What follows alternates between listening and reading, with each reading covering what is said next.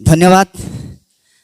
आ वर्तमान आम मान संगे जे उपस्थित अच्छा आमर भाई जालार सिंधु से वर्तमान बड़पदा मंडली रे रहुचंती आ कैथोलिक मंडली सहित से सहभागिता करुचंती उपासना रे। आउ वर्तमान आमे तांको आह्वान करिबा से आसीबे आउ निजर परिचय देबे आउ कि परि से प्रभु को ग्रहण कले से विषय किछटा कहिबे आउ तांकर हृदय रे जहाँ भी परमेश्वर चाड़ना देवे तद अनुसार से वाक्य मध्य कहिबे। तांको आमे अध घंटा समय देबा। वर्तमान आमे तांको जीसुको नाम रे वेदी निकट को आह्वान करिबा। समस्ते करताल देबा।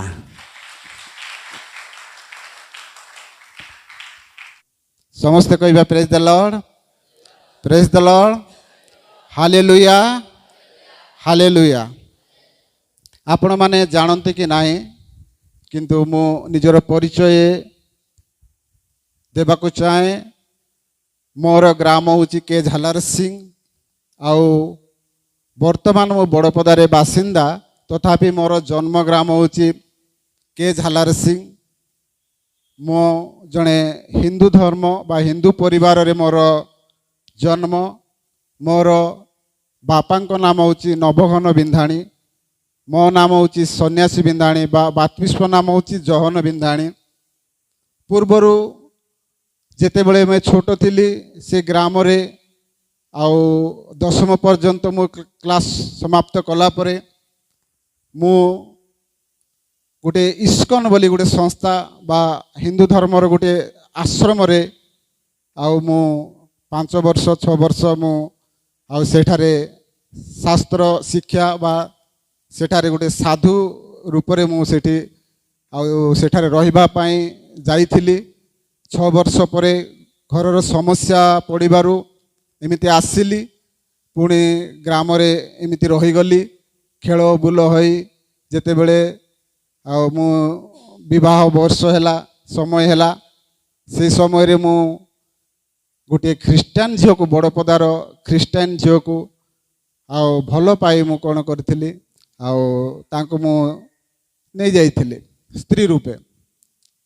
से समय रे मु एते चिंता करि नथिली जे कौन घटिबो किंतु जहाँ घटिबार थिला से सब घटिगला। आ मु ग्राम छाड़ी हैदराबाद पळै जाइथिली। हैदराबाद रे प्राय 2-3 वर्ष रहिला परे मंगलूर कर्नाटक मंगलूर रे उडुपी बोली जगार रे मु प्राय 6 वर्ष रहिली। एमिति प्राय बाहर 10 वर्ष पर्यंत मु बाहर रहिला परे भल कामटे पाइथिली सिठी। से काम रे रही किछि अर्थ पाई पैसा पत्र मधे भल थिला किंतु मु सेते बेलू प्रभु को जानी नथिली। मु गोटे हिंदू समाज रो आसीथिबारु एते सहज रे मु ख्रीस्टान धर्म को विश्वास करू नथिली। तेणु मु प्रभु को अनुभव केबे करि नथिली। आउ प्रभु को विरोध रे जाई मु टिके टिके निशा मध्य अभ्यास करूथिली कारण सेठी मु पैसा कमाउथिली तो सेति निमंते टिके आउ सांग साथी सहित टिके निशा व्यवहार मध्य करूथाए। एमिति निशा व्यवहार करू करू करू करू किछि दिन परे मोर पेटरे जंत्रणा आरंभ हैला। पुणी किछि दिन परे गଳାରେ जंत्रणा आरंभ हैला। आउ देखु देखु बीमार बढ़िबा को लागिला। मु शेष रे निष्पत्ति कली आम परिवार सहित आम ससुर घर को पळि आसिल। आउ बड़पदारे रही प्रथमे बरहमपुर रे मु चिकित्सा करूथली। किछि मध्य लाभ न हेबारु परे कटक जाय आमे देखैतिलु। सेठारे जहाँ सब रिपोर्ट आसिला मु केबे भाबी नथिली कारण मोर पेटरे गैस्ट्रिक हेबा सहित मोर मते मलकंठ मध्य स्टार्ट हेतिला। पुणी गଳାରେ गलगंड हेई सेठी कैंसर हेबाकू आरंभ होला। धीरे धीरे सेटा बढ़िबा को लागिला। औषध किछि काम कला नै। शेषरे डॉक्टर कहले या को ऑपरेशन करबा को पड़िबो। सेते बेले मोर मानसिक टिके बदलिबा को लागिला। मु चिंतारे बाहर हो गली। जहाँ सबू मु अर्जी के आसती से सब बाहर टंका सबू जिनिस मोर मेडिसिन रे ही पळेगला। शेष रे गोटे घर टे किनी सेटा मध्य पूरा बंधा पकई देकी मेडिकल रे खर्च होला। किछि मो पाखरे ऑपरेशन करबा पई मो पाखरे किछि मध्य अर्थ ना। तेणु मु आम झालर सिंह ग्राम को जाई मो माता पिता को कहली मु जदि ऑपरेशन न करे ताले ମୁଁ ମରିଯିବାର ସମ୍ଭାବନା ଅଛି। କେହି ମଧ୍ୟ ମୋତେ ସାହାଯ୍ୟ କରିନଥିଲେ। ଏମିତି ସାଙ୍ଗସାଥିମାନଙ୍କୁ ସମସ୍ତଙ୍କ ପାଖକୁ ଯାଇଥିଲି, କିଏ ମଧ୍ୟ ମୋତେ ଆଉ ଯେତେବେଳେ ସାହାଯ୍ୟ କରିବାକୁ ଆସିଲେ ନାହିଁ। ମୋର ଶାଶୁ ଶ୍ୱଶୁର ମାନେ ମଧ୍ୟ ପଛକୁ ଘଞ୍ଚିଗଲେ। ବହୁତ ଦିନ ଆମେ ଚିକିତ୍ସା କଲୁ। ଏବେ ଏ ଦେହରେ ଏତେ ରୋଗ ଅଛି, ଇଏ ଗୋଟେ ରୋଗା ଲୋକ ବୋଲି ମଧ୍ୟ ମୋତେ ସେମାନେ ଘୃଣା କରିବାକୁ ଆରମ୍ଭ କଲେ। ଶେଷରେ ସେମାନେ ଘରୁ ମଧ୍ୟ ମୋତେ ବାହାର କରିଦେଇଥିଲେ। ମୁଁ ଭଡ଼ା ଘରେ ରହି କ'ଣ କରିବି ମୁଁ କିଛି ଚିନ୍ତା କରିପାରୁନଥିଲି, ପାଗଳଙ୍କ ପରି ବୁଲୁଥିଲି। ଯାହାକୁ ତାକୁ କହିଲି ମୁଁ ଅପରେସନ୍ ପାଇଁ କିଛି ପଇସା ଦରକାର, କେହି ମୋତେ ସାହାଯ୍ୟ କରିନଥିଲେ। ତଥାପି ଚେଷ୍ଟା କରୁଥିଲି କେଉଁଠୁ ମୋର ସାହାଯ୍ୟ ଆସିବ। ପାଗଳଙ୍କ ପରି କେବେ ରାତି ଶୋଏ, କେବେ ଖାଏ ନାହିଁ, କେବେ ବିଲ ସେ ପାହାଡ଼ ଏମିତି ରାତିରେ 12ଟା 1 ରାତିରେ ମୁଁ ଚାଲିଯାଏ, ପାଗଳଙ୍କ ପରି ବୁଲୁଥାଏ। ମୁଁ ଭାବିଲି ଆଉ ଶେଷରେ ଆଉ ମୋର ମରଣ ହିଁ ବାକି ଅଛି, ମୁଁ ଆଉ ବଞ୍ଚିବାର ନାହିଁ। ନିଜକୁ ମୁଁ ମାଇଣ୍ଡ ସେଟ୍ କରିସାରିଲି। ମୋର ଗୋଟିଏ ଛୋଟ ପିଲା ଥିଲା 5 ବର୍ଷର, ମୋ ସ୍ତ୍ରୀ ମୋ ପାଖରେ ଥାଏ। ମୁଁ ଶେଷରେ ନିଷ୍ପତ୍ତି କଲି କେଉଁଠି ହେଲେ ଯାଇ ମୁଁ ଆଉ ନିଜକୁ ଆତ୍ମହତ୍ୟା କରିଦେବି। ମୁଁ ଆଉ ସମ୍ଭାଳି ପାରୁନି, ଯନ୍ତ୍ରଣା ବହୁତ ଅଛି, ଆଉ ଏସବୁ ହେଇପାରିବ ନାହିଁ। ମୁଁ ଶେଷରେ ମରିବା ପାଇଁ ଜାଗା ଖୋଜେଇଲି, କିନ୍ତୁ ମରିବାକୁ ଭୟ ଲାଗୁଥାଏ। ତଥାପି ମୋର ପାଖରେ ଅପସନ୍ କିଛି ନଥିଲା। ତେଣୁ ଶେଷରେ ମୁଁ ଦିନେ ରାତି 1 ରାତିରେ ବାହାରି ପଡ଼ିଲି, ଆଜି ଯେମିତି ହେଲେ ଆଜି ମୁଁ ନିଜକୁ ଆଉ ମରିବି ଏଇ ନିଷ୍ପତ୍ତି କରି ବାହାରିଲି। କିନ୍ତୁ ସେଦିନ ଶୁକ୍ରବାର ଦିନ ଥିଲା। ମୁଁ ବଡ଼ପଦା ଆମ କାଥଲିକ୍ ମଣ୍ଡଳ ଚର୍ଚ୍ଚର ପଛପଟ ଗୋଟେ ପାହାଡ଼ ଅଛି, ସେଇଠି ଯାଇକି ଆଜି ମୁଁ ଚେଷ୍ଟା କରିବି। ଆଉ ସେ ରାତିରେ ଯାଇ ମୁଁ ପାହାଡ଼ ଉପରେ ଯାଇ ବହୁତ କାନ୍ଦିଲି। ଆଉ ସେଦିନ ଭାବିଲି ଆଜି କ'ଣ କେମିତି ମରିବି, ଏ ଚିନ୍ତା ମୋତେ ଭୟ ଲାଗୁଥାଏ, କିନ୍ତୁ ମରିବାକୁ ଇଚ୍ଛା ହେଉଥାଏ। ସେଇ ସମୟରେ ଭାବୁ ସକାଳ ହେଇଗଲାଣି, ସେଟା ମୁଁ କୌଣସି ନିଷ୍ପତ୍ତି କରିପାରୁନଥାଏ। ଶେଷରେ 4ଟା 5ଟା ପରେ ମା ମାନେ ସେ ଉପରକୁ ଆସିଲେ। ଆଉ ଏତେ ଜୋରରେ ସେମାନେ କାନ୍ଦିକି ପ୍ରାର୍ଥନା କରୁଥାନ୍ତି। ମୁଁ ଦେଖି ସବୁ ସେମାନଙ୍କୁ ଦେଖି ମୁଁ ଆଶ୍ଚର୍ଯ୍ୟ ହେଇଥାଏ। ତାପରେ ସେମାନେ ଚାଲିଗଲା ପରେ ମୁଁ ଭାବିଲି ଏଇଠି କ'ଣ ପାଇଁ ଏମାନେ କାନ୍ଦିକି ପ୍ରାର୍ଥନା କଲେ। ତ ମୁଁ ମଧ୍ୟ ଟିକେ ଚେଷ୍ଟା କରିବା, ସବୁ ତ ଚେଷ୍ଟା ସଫଳ ହେଲା ନାହିଁ। ଦେଖିବା ଥରେ ଆଉ କ'ଣ ପ୍ରଭୁ ଏମାନେ ଡାକୁଛନ୍ତି, ମୁଁ ମଧ୍ୟ ଥରେ ପ୍ରାର୍ଥନା କରିବି। ମୁଁ ଜାଣିନି, କିନ୍ତୁ ଥରେ ପ୍ରାର୍ଥନା କରିବାକୁ ଇଚ୍ଛା କଲି। ଆଉ ଆଣ୍ଠୁ ପକାଇ ପ୍ରାର୍ଥନା କଲି, ହେ ପ୍ରଭୁ, ଯଦି ତୁମେ ମୋତେ ଥରେ ବଞ୍ଚେଇବ ତାହେଲେ ମୁଁ ତୁମର କ'ଣ ହେଲେ ସେବା କରିବି। ଏଇ ପ୍ରାର୍ଥନା କରି କାନ୍ଦି କାନ୍ଦି ପ୍ରାର୍ଥନା କଲି। ଗୋଟେ ମନରେ ଗୋଟେ ଭିନ୍ନ ଫିଲିଙ୍ଗସ୍ ଆସିଲା। ଘରକୁ ପଳେଇଲି। ସବୁଦିନ ସେମିତି ଲୁଚି ଆସି ମୁଁ ବଣରେ ପ୍ରାର୍ଥନା କରୁଥାଏ। ପ୍ରାୟ ମାସେ ପ୍ରାର୍ଥନା କଲା ପରେ କୌଣସି ମଧ୍ୟ ମୋତେ ପ୍ରାର୍ଥନାରେ ଉପକାର ପାଇଲା ନାହିଁ। ଶେଷରେ ନିରାଶ ହେଲି। କହିଲି ମୁଁ ପ୍ରଭୁ କାହିଁକି ଶୁଣିବେ, ମୁଁ ତ ଗୋଟେ ହିନ୍ଦୁ ଘର ପରିବାର, ମୁଁ ତ କେବେ ମଧ୍ୟ ଗିର୍ଜା ଯାଇନି। ଆଜି ଅସୁବିଧା ପଡ଼ିଲା ବୋଲି ମୁଁ କ'ଣ ଡାକିଦେଲେ ସିଏ ମୋତେ ସୁସ୍ଥ କରିଦେବେ, ତେଣୁ ସିଏ ମୋତେ କରୁନାହାନ୍ତି, ଏହା ଭାବି କାନ୍ଦୁଥାଏ। ମୁଁ ପ୍ରାର୍ଥନା କଲାବେଳେ ମୋର ପଛପଟ ଜଣେ ପ୍ରଭୁଙ୍କର ଲୋକ ଥିଲେ। ସେ ହାତରେ ବାଇବେଲ ଧରିଥିଲେ। ସେ ପାଖକୁ ଡାକିଲେ ମୋତେ, କ'ଣ ହେଲା କାନ୍ଦୁଛ? ମୁଁ କହିଲି ଏ ପ୍ରକାର ମୋର ବିମାର ଅଛି। କାହିଁକି ମରିବ, ଆସ ବସ। ସେ ବାକ୍ୟ ସବୁ ମୋତେ ଶୁଣାଇଲେ। ମୁଁ ଆଗରୁ କେବେ ଶୁଣି ନଥିଲି। ହଁ ଆଜ୍ଞା ମୁଁ ଶୁଣିଲି, ଏଥର ମୁଁ ଆଉ ସେଟା ବିଶ୍ୱାସ କରୁଛି ବୋଲି କହିଲି, କିନ୍ତୁ ମନରେ ମୋର ବିଶ୍ୱାସ ନାହିଁ। ତଥାପି କହିଲେ ଗୋଟେ ବାଇବେଲଟି ନେବ, ସବୁଦିନ ପଢ଼ିବାର ଆରମ୍ଭ କର, ସେ ହିଁ ତୁମକୁ ରାସ୍ତା ଦେଖେଇବ। ହଁ ମୁଁ କହିଲି, ଗୋଟେ ସାଙ୍ଗକୁ ବାଇବେଲ ପୁରୁଣା ବାଇବେଲଟି ଦେଲା, ସେ ପ୍ରତିଦିନ ଆରମ୍ଭ କଲି ପଢ଼ିବାର। କିନ୍ତୁ ମୁଁ ଯେତେ ଶାସ୍ତ୍ର ପଢ଼ିଛି, ହିନ୍ଦୁ ଧର୍ମର ଗୀତା ହେଉ ପୁରାଣ ହେଉ ଯାହା ବି ପଢ଼ିଛି, କିଛି ଅଲଗା ସେଠି ଲେଖା ହେଇଥିଲା। ଏତେ ସୁନ୍ଦର ବାକ୍ୟ ସବୁ ଲେଖା ହେଇଥିଲା, ମୋର ମନକୁ ସିଏ ଆହୁରି ପଢ଼ିବାକୁ ଇଚ୍ଛା ହେଉଥିଲା। ପ୍ରଥମରେ ତ ମୁଁ ଜି ହିଜକେଲ ଭବିଷ୍ୟତ ବକ୍ତାଙ୍କର ବାକ୍ୟ ଶୁଣୁଥିଲି, ଯାହାକି ଜି ହିଜକେଲ ତାର 37 ପଦର ପ୍ରଥମରେ ହିଁ ପ୍ରଭୁଙ୍କ ପରମେଶ୍ୱର କହନ୍ତି ଯେ ତୁମେ ଶୁଖି ଯାଇଥିବା ହସ୍ତିମାନଙ୍କ ଉପରେ ବାକ୍ୟ ପ୍ରଚାର କର, ସେମାନେ ଜୀବିତ ହେବେ ବୋଲି ସେ ପରମେଶ୍ୱର ଜି ହିଜକେଲକୁ ସେ ପରାମର୍ଶ ଦେଉଛନ୍ତି। ସେ ଶୁଣିବା ପରେ ମୁଁ କହିଲି, ଆଜିକାଲି ରୋଗ ହେବା ଲୋକମାନେ ସୁସ୍ଥ ହେଇପାରୁନାହାନ୍ତି, ଶୁଖି ଯାଇଥିବା ଗୋଟେ ହାଡ଼କୁ ବାକ୍ୟ ଦ୍ୱାରା ସୁସ୍ଥ ହେବ, ଜୀବନ ପାଇବ। ମୋତେ ସେ ବାକ୍ୟକୁ ବହୁତ ଆଉ ଗୋଟେ ହୃଦୟକୁ ମୋର ସ୍ପର୍ଶ କଲା, ବିଶ୍ୱାସ ଆଣିଦେଲା। ଆଉ ଗୋଟେ ବାକ୍ୟ ମୁଁ ପ୍ରଭୁଙ୍କର ଯେତେବେଳେ ଯୀଶୁଖ୍ରୀଷ୍ଟ ଯାହାକି ଜହନ ଲିଖିତ ସୁସମାଚାର ତାର 11:20-22 ଯାହାକି ଲେଖା ଅଛି ସେଠି, ଯେତେବେଳେ ଲାଜାର ମରିଯାଇଥାନ୍ତି 4 ଦିନ ପରେ ପ୍ରଭୁ ଯୀଶୁଖ୍ରୀଷ୍ଟ ଆସୁଛନ୍ତି। ମାର୍ଥା ଯାଇ କହୁଛନ୍ତି, ପ୍ରଭୁ ପ୍ରଭୁ ତୁମେ ଯଦି ଥାନ୍ତ ତାହେଲେ ମୋର ଭାଇ ମରିନଥାନ୍ତା। କିନ୍ତୁ ଯୀଶୁ କହିଲେ ଯେ ସେ ଉଠିବ, ନିଶ୍ଚୟ ଉଠିବ। ସେ ଜାଣିନଥିଲେ ପ୍ରଭୁଙ୍କୁ, ମୋ ଭଳିଆ ସେ ଜାଣିନଥିଲେ ବୋଧେ। ସେ କହିଲେ ହଁ ପ୍ରଭୁ ପୁନରୁତ୍ଥାନ ଦିନ ଉଠିବ। କିନ୍ତୁ ଯୀଶୁ କହୁଛନ୍ତି ମୁଁ ହିଁ ପୁନରୁତ୍ଥାନ ଜୀବନ, ଯେ ମୋ ଠାରେ ବିଶ୍ୱାସ କରେ ସେ କଦାପି ମରେ ନାହିଁ। ପ୍ରେଜ୍ ଦ ଲର୍ଡ। ତେଣୁ ଯେ କହି ବଞ୍ଚିବ ସେ କେବେ ମୃତ୍ୟୁ ଭୋଗ ମଧ୍ୟ କରିବ ନାହିଁ ବୋଲି ମାର୍ଥାକୁ କହିଲେ। ତାହା କ'ଣ ତୁମେ ବିଶ୍ୱାସ କରୁଅଛ ମାର୍ଥା? ସେ ଯୀଶୁଙ୍କୁ ପଚାରୁଛନ୍ତି ମାର୍ଥାକୁ।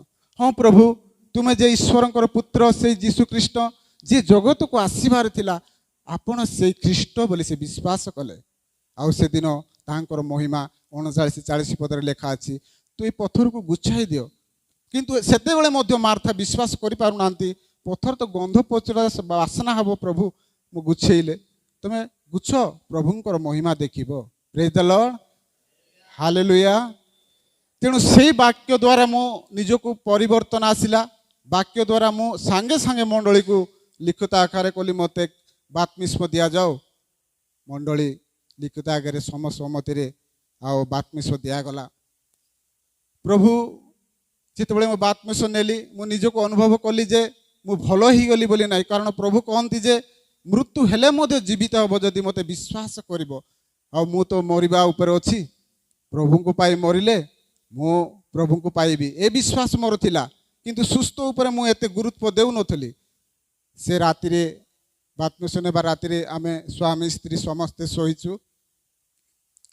ହଠାତ୍ ରାତିରେ ମୁଁ ଗୋଟେ ଭୟଙ୍କର ସ୍ୱପ୍ନ ଦେଖିଲି। ଆଉ ଗୋଟେ ଆଲୋକ ମୋ ଉପରକୁ ଆସୁଛି, କ'ଣ କି ମୋତେ ଦେଖାଯାଉ ନାହିଁ, କିନ୍ତୁ ମୋର ଦେହ ସବୁ ଆଉ ଝିମା ପାଲଟିଲା ବେଳେ ଥରୁଛି। କୌଣସି ଭୂତ ପ୍ରେତ ଦେଖିଦେଲି ଏପରି ଭୟରେ ମୁଁ ଉଠି ପଡ଼ିଲି। ସେ କହୁଛି ତୁମ ଘରକୁ ମୁଁ ଆସୁଛି, ତୁମ ପାଖରେ ଶୋଇବିନି। ଭୂତ ଫୁତ ଆସିଗଲେ କି ବୋଲି ମୁଁ ଯେତେବେଳେ ଉଠେ, ଗୋଟା ଦେହ ମୋର ଥରୁଛି।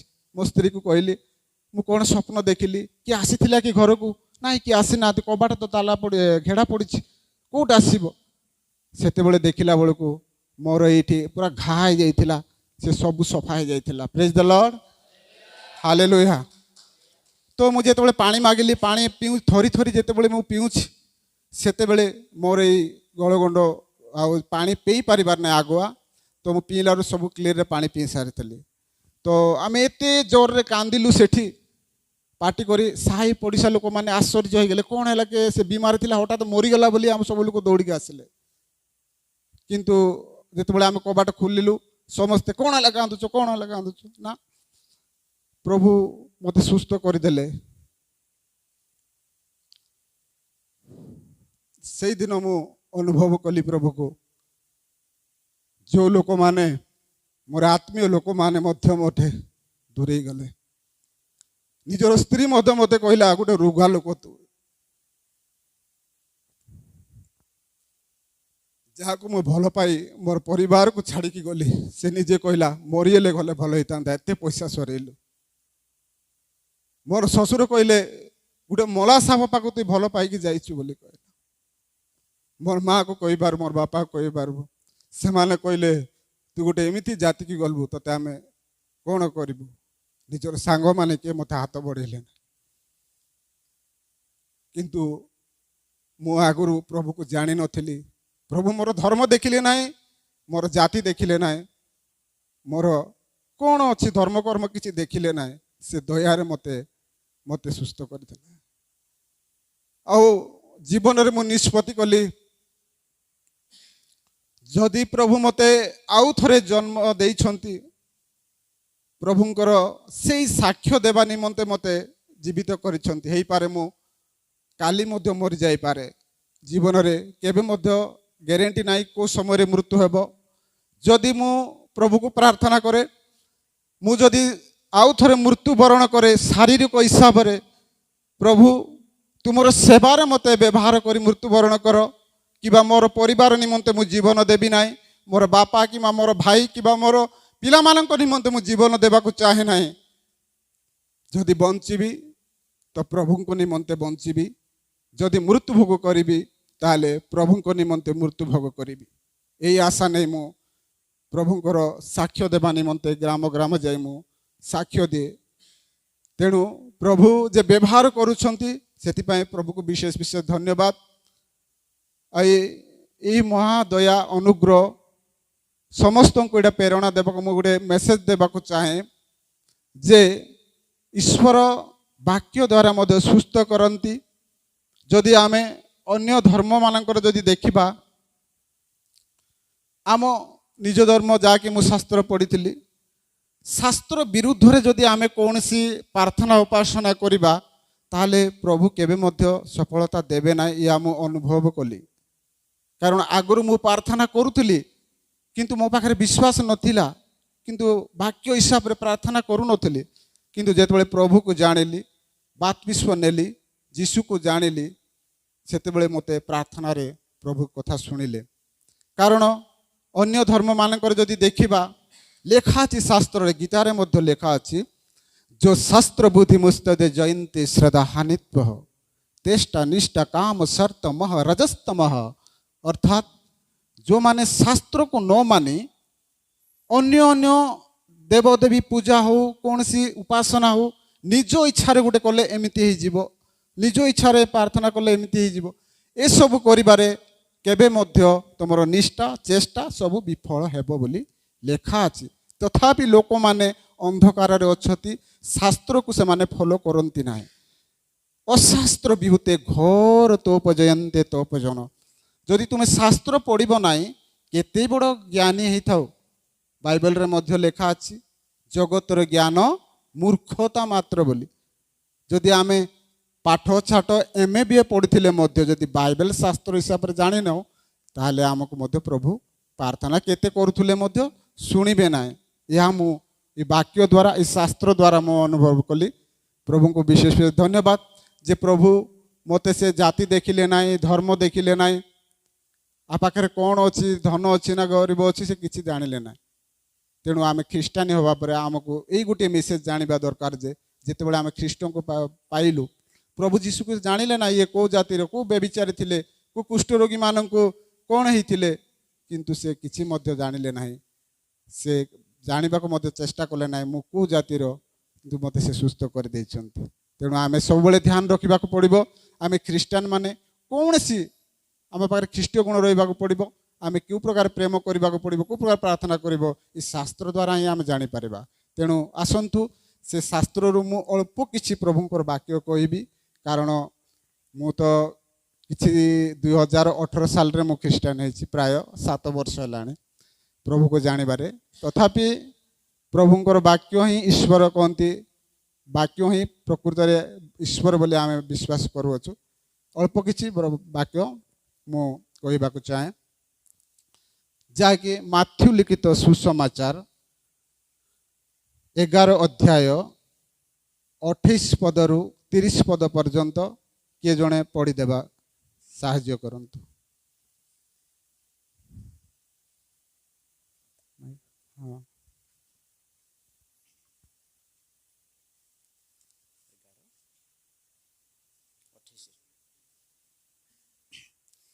हे परिश्रांत और भारग्रस्त लोक समस्ते मो निकट को आस, मु तुम्भ मान विश्राम देवी।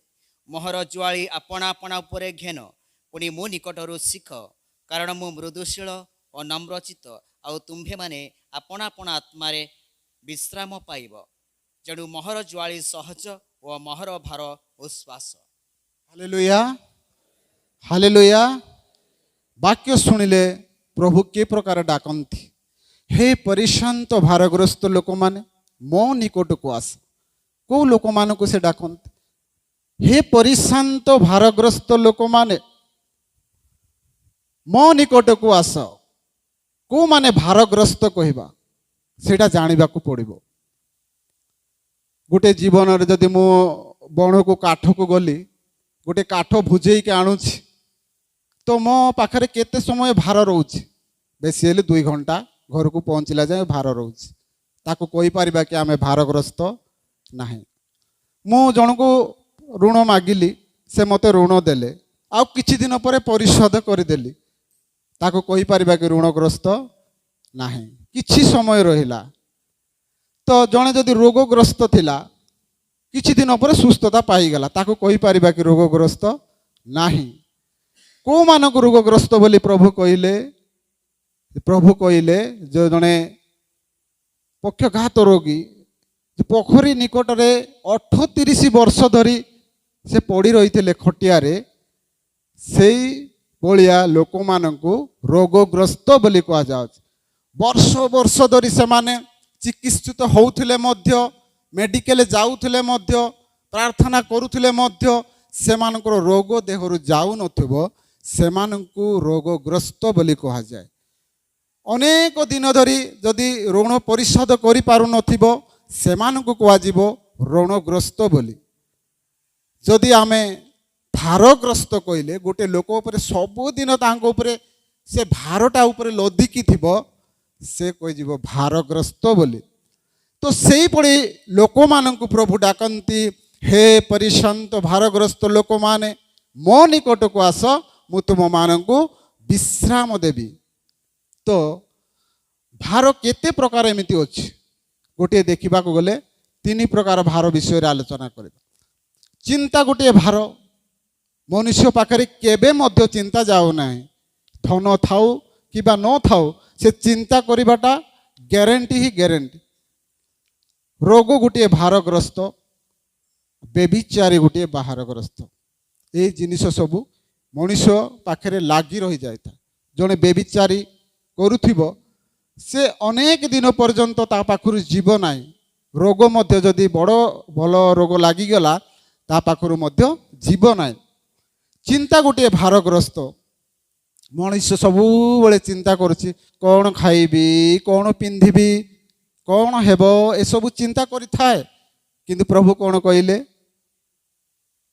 ଆକାଶର ପକ୍ଷୀମାନଙ୍କୁ ଦେଖ, ସେମାନେ ବୁଣନ୍ତି ନାହିଁ, କାଟନ୍ତି ନାହିଁ, ତଥାପି ସେମାନଙ୍କୁ ଯଦି ଦିଆଯାଉଛି, ତାହେଲେ ତୁମେମାନଙ୍କୁ କ'ଣ ଦେବେ ନାହିଁ? ପ୍ରଭୁ ବାକ୍ୟ ମାଧ୍ୟମରେ କହନ୍ତି ଯେ ଆମେ ଚିନ୍ତା କରିବା ନ କରିବା ପାଇଁ ସେ ବାକ୍ୟରେ କହନ୍ତି। ତଥାପି ମନୁଷ୍ୟ ଚିନ୍ତା କରିଥାଏ। କାହିଁକି? କାହିଁକି ଚିନ୍ତା କରେ? ନା, ଖ୍ରୀଷ୍ଟିଆନ ଜୀବନରେ ଆମର ଦୁର୍ବଳତା ଅଛି। କ'ଣ ଦୁର୍ବଳତା ଅଛି? ବିଶ୍ୱାସର ଦୁର୍ବଳତା ଅଛି। ଆମ ପାଖରେ ଅଳ୍ପ ବିଶ୍ୱାସ ଥିବା ଯୋଗୁଁ ଆମେ କୌଣସି ଜିନିଷରେ ସଫଳତା ପାଇନଥାଉ। ସେଦିନ 12 ଶିଷ୍ୟ ମଧ୍ୟ ଥିଲେ। ନୌକାରେ ଯିବା ସମୟରେ ଯୀଶୁ ଯେତେ ଟିକେ ଶୋଇପଡ଼ିଲେ, ସେମାନେ ଭୟଭୀତ ହୋଇଯାଇଥିଲେ ସେ ତୋଫାନକୁ ଦେଖି। ଯୀଶୁ କ'ଣ କହିଲେ? ରେ ଅଳ୍ପ ବିଶ୍ୱାସୀ ମାନେ। ତେଣୁ ଆମେ ହେଉଛୁ ଅଳ୍ପ ବିଶ୍ୱାସ ଯୋଗୁଁ, ଆମର ବିଶ୍ୱାସ ଥିବା ଯୋଗୁଁ ଆମେ କ'ଣ ହେଉଛୁ? ଚିନ୍ତାରେ ଥାଉଛୁ। ତାହେଲେ ଆପଣ ପ୍ରଶ୍ନ କରିବେ, ଏମିତି କେଉଁ ବ୍ୟକ୍ତି ଅଛି ଯେ ଆଜ୍ଞା ଆଉ ସମ୍ପୂର୍ଣ୍ଣ ବିଶ୍ୱାସୀ କିଏ ହେଇପାରିବ? ବାଇବେଲରେ ଯଦି ଦେଖିବା, ବିଶ୍ୱାସୀ ଅବ୍ରାହ୍ମଙ୍କ ବିଷୟରେ ଶିଖିବା ଦରକାର। ଅବ୍ରାହ୍ମ ଏମିତି ବିଶ୍ୱାସୀ ଥିଲେ ଯେ ତାହାଙ୍କୁ ପରମେଶ୍ୱର ଆଦି ପିତା କଲେ। କେମିତି? 100 ବର୍ଷ ପରେ ପ୍ରଭୁ ତାଙ୍କୁ ଗୋଟିଏ ପୁତ୍ର ସନ୍ତାନ ଦେବେ ବୋଲି କହିଲେ, ଆଉ ତାଙ୍କର ପ୍ରତିଜ୍ଞା ହିସାବରେ ଯେ ପୁତ୍ର ସନ୍ତାନ ଦେଲେ। କିଛି ବର୍ଷ ପରେ ସେ କହୁଛନ୍ତି, ତୁମ ପୁତ୍ରଙ୍କୁ ମୋ ନାମରେ ବଳି ଉତ୍ସର୍ଗ କର। ଏ କଥା ଶୁଣିବାଟା କ'ଣ ଆମକୁ ସହଜ ଲାଗୁଛି? କିନ୍ତୁ ଯେଉଁମାନେ ମା ବାପା ମାନେ ଜାଣିଥିବେ, ଆପଣମାନଙ୍କର ପାଖରେ 5ଟା କିମ୍ବା 6ଟା ଛୁଆ ଥିଲେ ମଧ୍ୟ ଆପଣଙ୍କୁ କୁହାଯିବ ଗୋଟିଏ ପୁଅକୁ ଆପଣ ମୋ ନାମରେ ବଳି ଦେବେ ବୋଲି କହିବେ, ଦେଇପାରିବେ କି? ତାହେଲେ ତ ସେ ପ୍ରଭୁ ଗୋଟିଏ ପୁତ୍ର ଦେଇଥିଲେ, ତାକୁ କେତେ ପ୍ରେମ କରୁଥିବେ। ହଁ, ସେ କହୁଛନ୍ତି ମୋ ନାମରେ ତୁମେ ମୋରିଆ ଦେଶକୁ ଯାଅ ପର୍ବତରେ, ଆଉ ସେଠି ତାଙ୍କୁ ବଳି ଉତ୍ସର୍ଗ କର। ତାହେଲେ ସେ କ'ଣ ସହଜରେ ମାନି ଯାଇଥିବ କି? ଯଦି ମାନିଲେ, କେଉଁ କାରଣ ଯୋଗୁଁ ସେ ଏତେ ସହଜରେ ମାନିଲେ ଜାଣିବାକୁ ପଡ଼ିବ। କାରଣ ପରମେଶ୍ୱର ଏତେ ଦିନ ପରେ ତାଙ୍କୁ ଗୋଟେ ପୁତ୍ର ଦେଲେ, ପୁଣି ତାଙ୍କୁ କେଉଁ ବଳି ମାଗୁଛନ୍ତି? କେଉଁ ବଳି ମାଗିଲେ? ପରମେଶ୍ୱର କେଉଁ ବଳି ମାଗିଲେ? ହୋମାର୍ଥକ ବଳି କହିଲେ। ଖାଲି ବଳି ହିଁ ନୁହେଁ, ଅମାର୍ଥକ ବଳି ଉତ୍ସର୍ଗ କର ବୋଲି କହିଲେ। ହୋମାର୍ଥକ ବଳି ମାନେ କ'ଣ? होमार्थक बलि जदि आबे देखिबा लेवी पुस्तक तार प्रथम पदरे एक प्रथम पदरे लेखा अछि होमार्थक बलि को प्रकार मनुष्य को दिया जाए पशु मान को दिया जाउथला होमार्थक बलि तार प्रथमे ताको हत्या कला परे तार चर्म को से माने बाहर कर दउथिले समागम तंबू सामना रे से रखुथिले पुणी ताको तार गोड़ तार हाथ सबु काटी काटी अलगा करुथिले तार मस्तक सबु अलगा करिला परे से समस्त को से यज्ञ वेदी काठ उपरे रखी ताको निया लगाउथिले एमिति करि परिबा आमे एते बड़ होम बलि ताको पुत्र को से देबा को कहउछंती खाली बलि नुहे होम बलि तो लेवी पुस्तक रे अनेक बलि विषय रे लेखा अछि होम बलि गोटे होमार्थक बलि सेई बलि इसहाक को देबा को से परमेश्वर को से परमेश्वर इसहाक को देबा निमंते अब्राहम को कहउछंती तो अब्राहम एते सहज रे केमिति मानि गले को कारण जुगु या जानिबा दरकार कारण अब्राहम जानी थिले जे दुईटा जिनिस को से दृढ़ भाव में धरी तेणु से जानी पारिले प्रथम है अब्राहम जानती जे परमेश्वर स्वर्ग पृथ्वी पाताल ए समस्त पृथ्वी को परमेश्वर ही सृष्टि करिसंती सत कि ना आउ से जदि मोर पुत्र को मारिदेवे से चाहिए मध्य जीवित कर दे पारे हालेलुया ए विश्वास तांको पाखरे थिला पुणी आ गुटे कौन थिला से प्रतिज्ञा करथिले कौन बोली इसहाक द्वारा प्रजावंत बहुवंश समुद्रर बाली आकाशर तारा परी तुमर वंश हेब जदि इसहाक मरी जाता ताले केमिति हेब तेणु से जिनिस को से दृढ़ भाव में धरिले तेणु जानी पारिले जे परमेश्वर मते परीक्षा करुछंती जदि जानी पारिबा प्रभुंकर योजना कौन से जानी पारिले तेणु से कहले हाँ प्रभु से अब्राहम इसहाक को आ दुई दास को नहीं जाउछंती जीवा समय रे जेते बेले अब्राहम दुई जन दास आ गध को सिटी रहिबा को कहिले केवल इसहाक को नहीं से पहाड़ ऊपर को जाउछंती जीवा समय रे काहे कि सेमिति कले दुई जन दास को काहे कि रखिदेले कारण से जानी थिले एमान जदि आसीबे से परीक्षा रे केबे मध्य पास हे न थांते कारण गोटे 14 वर्ष कि 12 वर्षर छुआ को जदि गुड़ हाथ बांधिबे जन बांधिबा तो सहज कथा नुह आउ जन दुई जन जदि थांते आज्ञा पिला को मारंतु ना आज्ञा पाप आज्ञा से पिला को छाड़ी दियंतु आज्ञा कहि थांते कि नाही तेणु से जानी पारिले जे जदि मानकु नहीं कि जीवी मु परीक्षा रे सफल हे पारिबि नाही हालेलुया तेणु से दुई जन दास को से कौन कले ना सेठारे रखिदेले पुणी से इसहाक को नहीं कि जाउछु बेले बेले आपण मानकर सांग साथी माने मोर सांग साथी माने आमर योजना को फेलुर कर दियंती आमे भाबिथिबा कॉलेज को गले मु भल पाठ पढ़ी मनीष हेबी गोटे चाकरी करी नर्स हेबी डॉक्टर हेबी किंतु बेले बेले गोटे असंगत बा भल सांग नथिबो से अन्य रास्ता को तुमको नहीं कि जीव तेणु पाखरे थिबा जने सांगो गुड़ा बंधु सही भलिया रहिबा दरकार जे तुमको से शिक्षा दे पारुथबो से दिन जदि दाऊदों पाखरे आउ जने थांता जेते बेले से गोलियात को मारिबा पूर्व कौन कही थांता आज्ञा से तो अस्त्र शस्त्र रे मरुनी आपण कौन गोटे छुटिया पथर रे मारिदेबे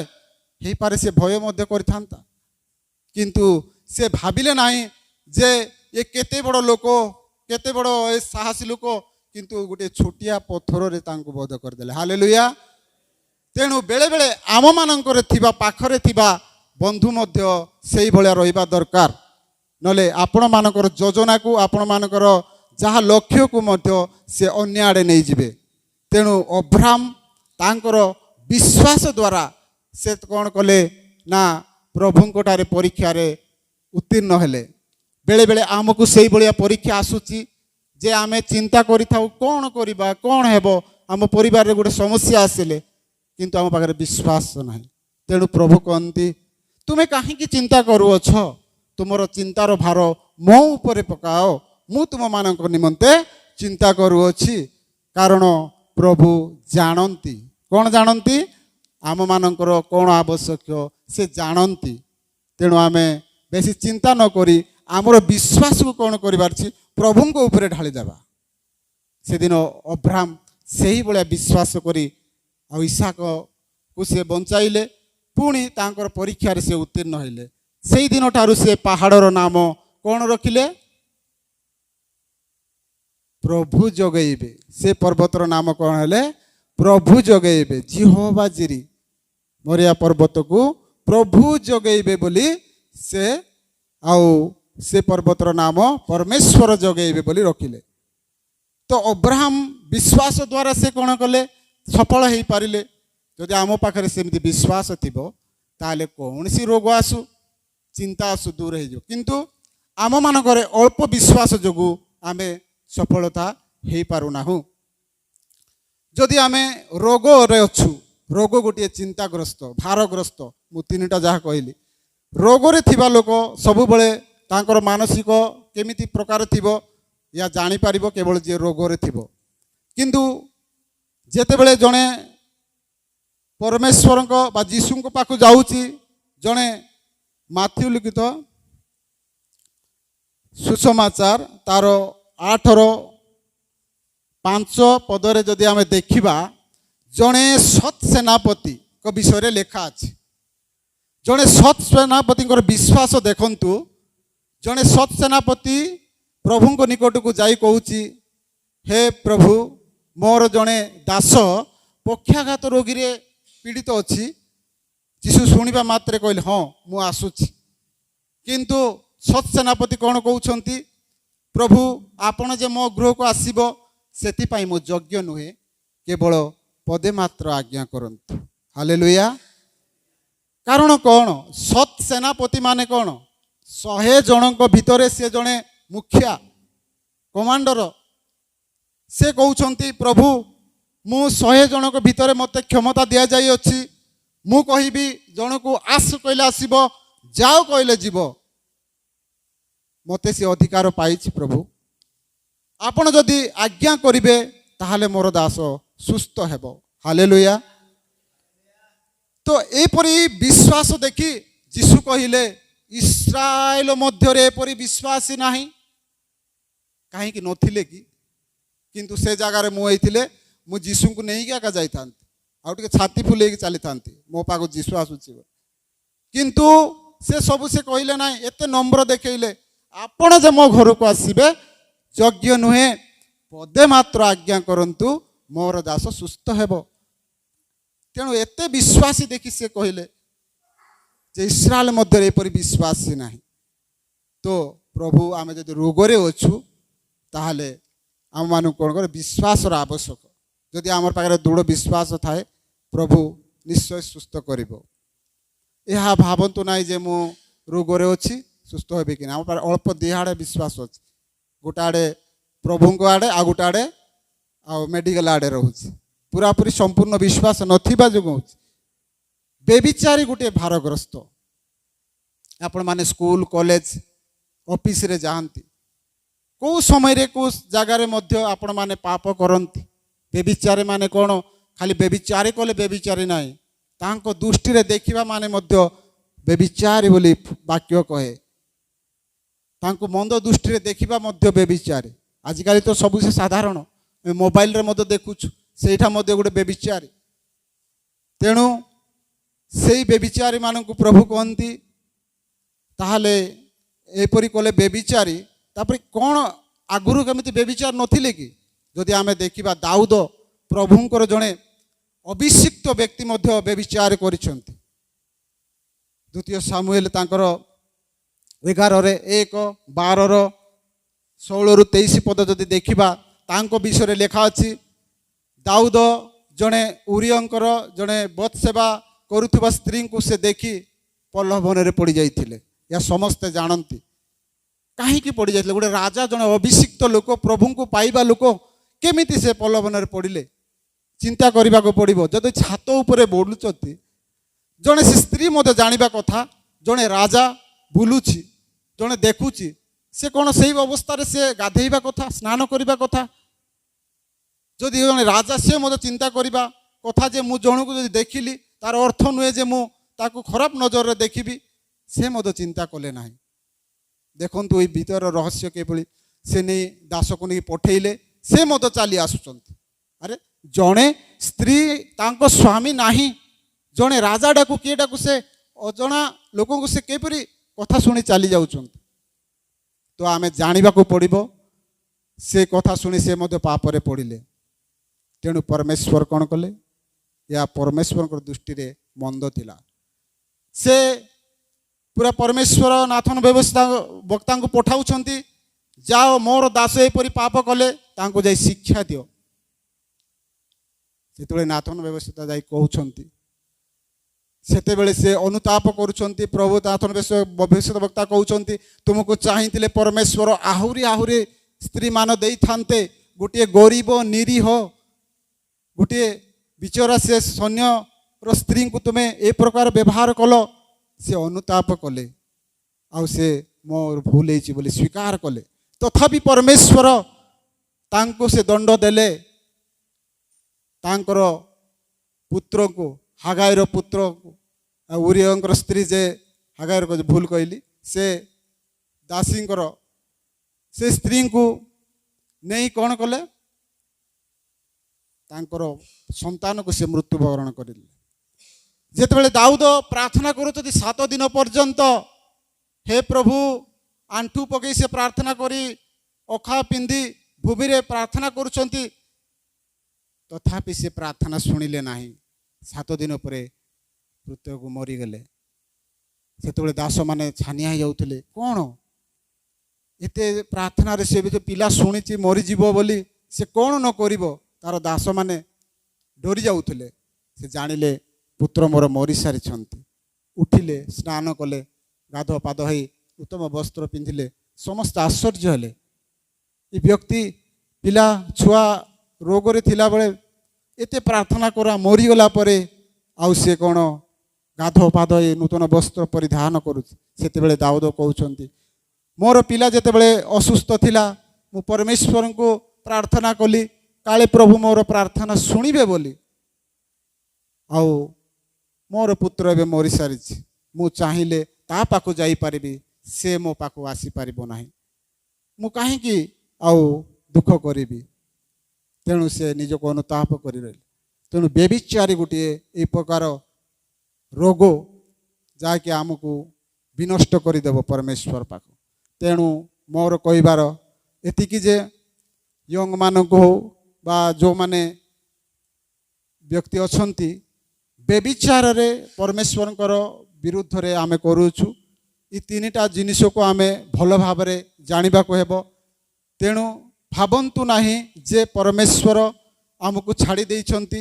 ସେ ଏବେ ମଧ୍ୟ କହନ୍ତି, ହେ ପରିଶାନ୍ତ ଭାରଗ୍ରସ୍ତ ଲୋକମାନେ ମୋ ନିକଟକୁ ଆସ। ଏପରି ବ୍ୟକ୍ତିମାନଙ୍କୁ, ଯେଉଁମାନେ ବ୍ୟଭିଚାରରେ ପଡ଼ିଛନ୍ତି, ଯେଉଁମାନେ ରୋଗରେ ପଡ଼ିଛନ୍ତି, ଯେଉଁମାନେ ଚିନ୍ତାରେ ଅଛନ୍ତି, ସେମାନଙ୍କୁ ଡାକନ୍ତି, ହେ ପରିଶାନ୍ତ ଭାରଗ୍ରସ୍ତ ଲୋକମାନେ। ତ ଆପଣମାନେ ଭାବୁଥିବେ, ପରମେଶ୍ୱର ଆମ ପ୍ରତି କାହିଁକି ସେ ଏତେ କଠୋର ହେଉଛନ୍ତି, କାହିଁକି ଦେଉନାହାନ୍ତି? ସେ କହନ୍ତି, ଯିଶାୟା ତାର 59ରେ ବାକ୍ୟରେ ଲେଖାଯାଏ, ପରମେଶ୍ୱରଙ୍କର ହସ୍ତ ଛୋଟ ହେଇନାହିଁ ଯେ ତୁମମାନଙ୍କୁ ପରିତ୍ରାଣ ଦେଇ ନପାରେ। ପରମେଶ୍ୱରଙ୍କର ହାତ ଛୋଟ ହେଇନାହିଁ, କିନ୍ତୁ ଆମମାନଙ୍କର ବେଳେବେଳେ ଅଧର୍ମ ସକାଶୁ ସେ ଶୁଣନ୍ତି ନାହିଁ। ହାଲେଲୁୟା। ଆମର ରୋଗ ଭଲ ହେବ, ଆମର ବିମାର ଭଲ ହେବ, ଆମର ଅଭାବ ଦୂର ହେବ, ଆମର ବ୍ୟଭିଚାର ଦୂର ହେବ, ସମସ୍ତ ଦୂର ହେବ, ଯଦି ଆମେ ସବୁ ଏଇ ଅଧର୍ମ ସବୁ ଛାଡ଼ିବାକୁ ପଡ଼ିବ, ମନକୁ ପରିବର୍ତ୍ତନ କରିବାକୁ ପଡ଼ିବ। ତାହେଲେ ପରମେଶ୍ୱର ସେ କହିଛନ୍ତି, ମୋର ଦକ୍ଷିଣ ହସ୍ତ ବଳବନ୍ତ, ତାଙ୍କର ବଳବନ୍ତ ହସ୍ତ ଆମ ଉପରେ ବିସ୍ତାର କରିବେ। ତେଣୁ ସେ କହିଛନ୍ତି, ହେ ପରିଶାନ୍ତ ଭାରଗ୍ରସ୍ତ ଲୋକମାନେ ମୋ ନିକଟକୁ ଆସ, ମୁଁ ତୁମମାନଙ୍କୁ ବିଶ୍ରାମ ଦେବି। ଯଦି 29 ପଦ ଯଦି ଦେଖିବା, ସେଠି ଲେଖା ଅଛି, ମୋହର ଜ୍ୱାଳି ଆପଣା ଆପଣ ଉପରେ ଘେନ, ପୁଣି ମୋ ନିକଟରୁ ଶିଖ, କାରଣ ମୁଁ ମୃଦୁଶୀଳ ଓ ନମ୍ରଚିତ, ଆଉ ତୁମ୍ଭେମାନେ ଆପଣା ଆପଣା ଆତ୍ମାରେ ବିଶ୍ରାମ ପାଇବ।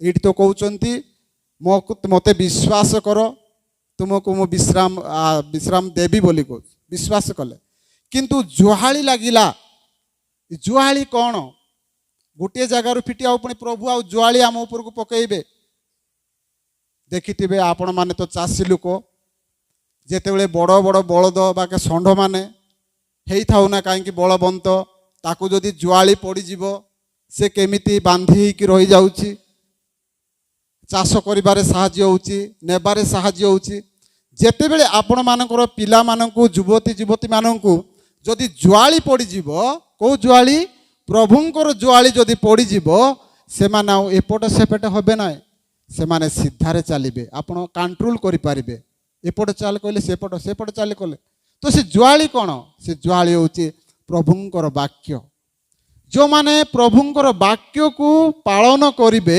से माने केबे मध्य अबाटरे जिबे नाही ताहांको प्रभु से कथा कहले मोर जुआली आपणा आपणा उपरे घेन जदि आमे प्रभुंकर जुआली आपणा कांधरे रखिबा ताले आमे सब एपट सेपट जिबा नाही गिरजाघर कुआडे अछि से सीधा जिबा फिर उपासना करिबा मंद जिनिस को देखिबा नाही भूल जिनिस निशा को अभ्यास करिबा नाही ए सब जिनिस को प्रभु जुआली आम उपरे पकाई दिउन कारण प्रभु कहउछन जे मु नम्रशील आमे नम्र की नाही प्रभु निजे कहउछन जे मु नम्रशील मो ठारू शिख तेणु आमे प्रभुंको ठारू शिखिबा को पड़िबो हालेलुया बुझा पड़ुछि ना नाही तो भलरे बुझेई पारुनी बोधे तेणु बुझीजे जे प्रभुंकर जुआली आपणा उपर रखिले प्रभु आमको सीधारे नेबे कारण जुआली एते सहज से देखिए 30 पदरे कहते तेणु मोर जुआली बहुत सहज